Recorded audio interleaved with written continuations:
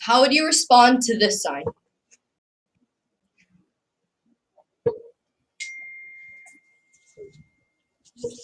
How about this one?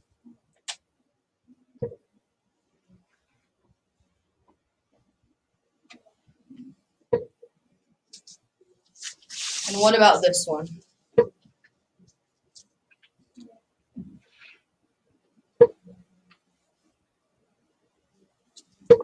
Beggars and homeless people are everywhere. I know that for me, this is a cry for help. I know that for many others, this is a sign of laziness and people just trying to scam the general public. My purpose today is to first and foremost inform you on the plight of homeless and beggars. I would also like to help you be able to spot a homeless person who may need your assistance. And finally, I would like to provide you with some creative ways to support the homeless and beggar population. It is hard to give an exact count as to how many people are homeless on any given night, as the way to count this number is over time, not an exact account. According to Green Doors, an organization designed to end homelessness,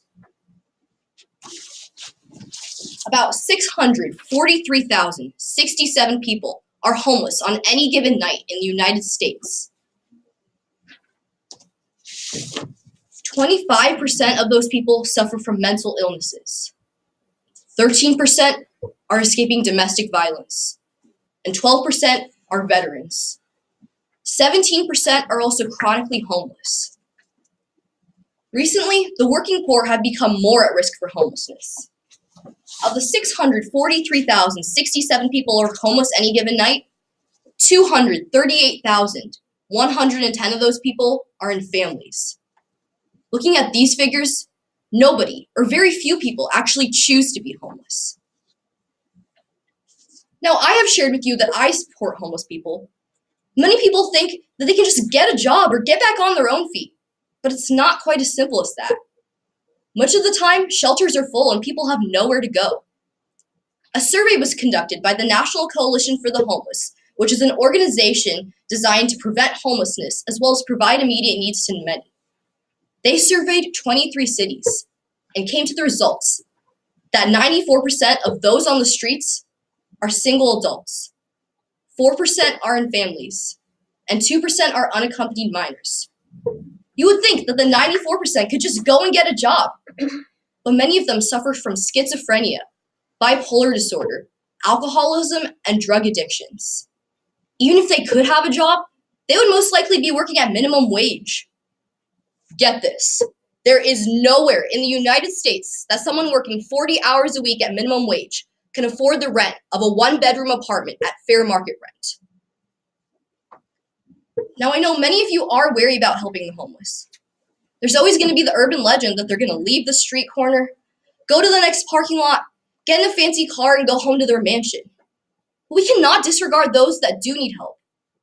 Many organizations believe single adults can get back on their feet all by themselves. As I said before, mental illnesses and addictions take a toll. For these reasons, people do tend to be afraid of aiding the homeless, as they're afraid they won't spend the money they give them on their basic needs. And this is where the other creative ways to help the homeless population come into play. So many people know that you can volunteer at homeless shelters, donate to organizations, and even give money directly to those in need. But there are ways to aid the population without handing them money directly.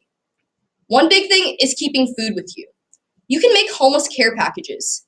Keeping food that doesn't go bad, like granola bars or fruit snacks, is perfect. But sometimes those on the street just need some hot food.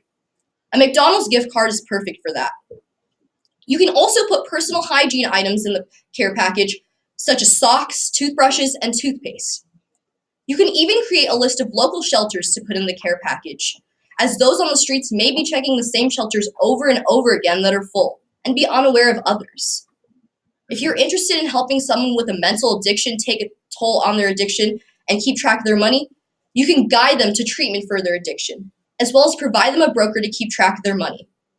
If you begin to trust them, you can even give them the money directly. Although that is a risky thing to do, the important thing is that you trust them.